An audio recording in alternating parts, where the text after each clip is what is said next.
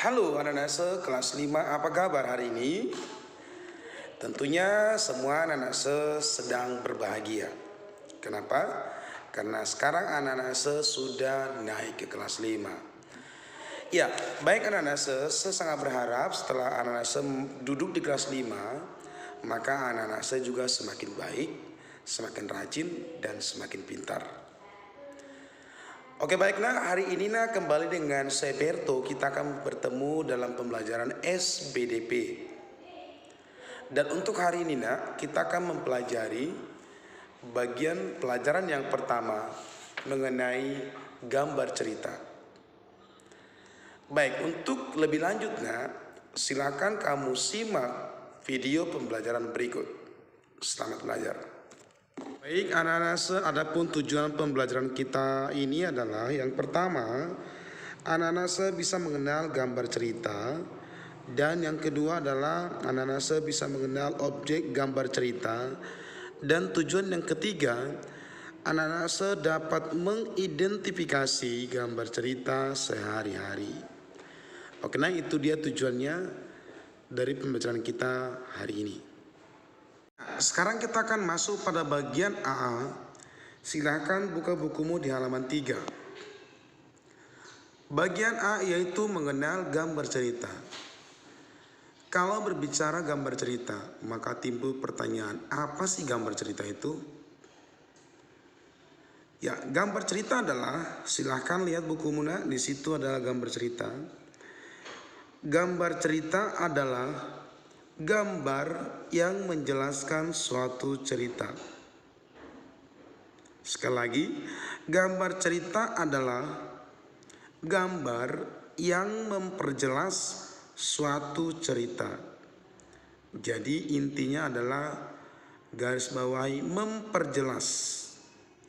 Kenapa muncul pernyataan atau kata memperjelas? Karena di dalam sebuah cerita ada hal-hal yang sulit dibayangkan, sulit dimengerti, sulit dipahami kalau hanya dengan cara membaca. Misalnya hal-hal yang sulit kita mengerti atau sulit kita ketahui, misalnya seperti baju yang dipakai oleh tokoh. Ya, apakah itu baju daerah, apakah itu baju itu menjelaskan status sosial seseorang, maka kita membutuhkan gambar. Lalu rumah pelaku utama, misalnya kondisi miskin misalnya, maka kita tidak tahu menggambarkan bagaimana rumah seseorang atau satu keluarga yang miskin. Maka untuk membuat satu cerita lebih jelas, dibuatlah sebuah gambar rumah sehingga memperjelas, oh begini rupanya rumah orang miskin, misalnya seperti itu. Lalu yang berikutnya adalah tempat berlangsungnya cerita. Di mana itu kejadiannya? Di daerah mana? Di bangsa mana? Di mana letaknya? Apakah di desa, di kota, atau yang lainnya? Maka untuk kita bisa memahami ini, dibutuhkan sebuah gambar cerita. Lalu selanjutnya adalah dan sebagainya ya. Nah, untuk pertemuan kita hari ini kita akan membaca satu cerita.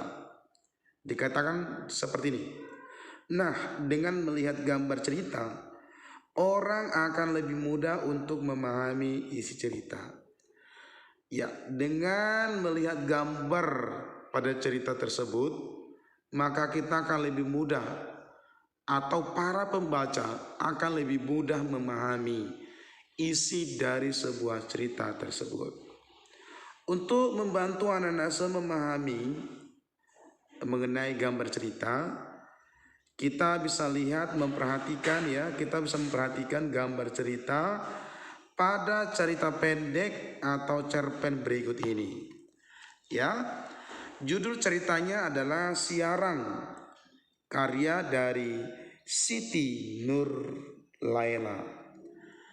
Oke nah, silakan kamu baca cerita ini, cerpen ini. Baca dengan baik. Perhatikan gambar-gambar yang digunakan, sehingga kamu bisa mudah untuk memahami apa isi dari gambar, apa isi dari cerpen yang berjudul Siarang. Silakan kamu baca nak. Ya, ini gambar yang kedua, gambar yang ketiga.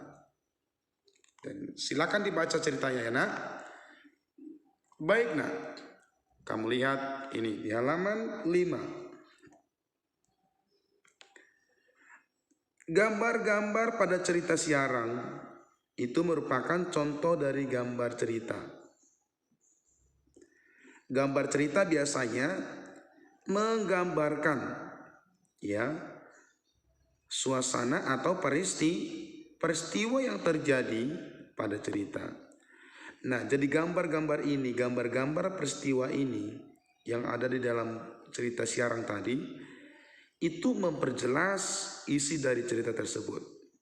Ya, dengan demikian kamu akan lebih mudah memahami isi cerita.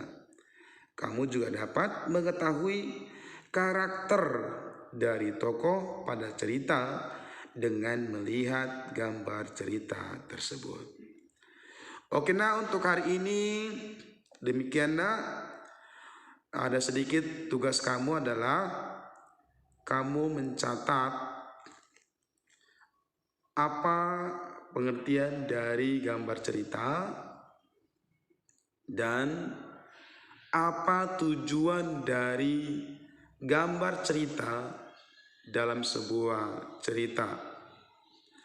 Itu saja nak, silakan kamu catat di buku notebook kamu, catat dengan rapi.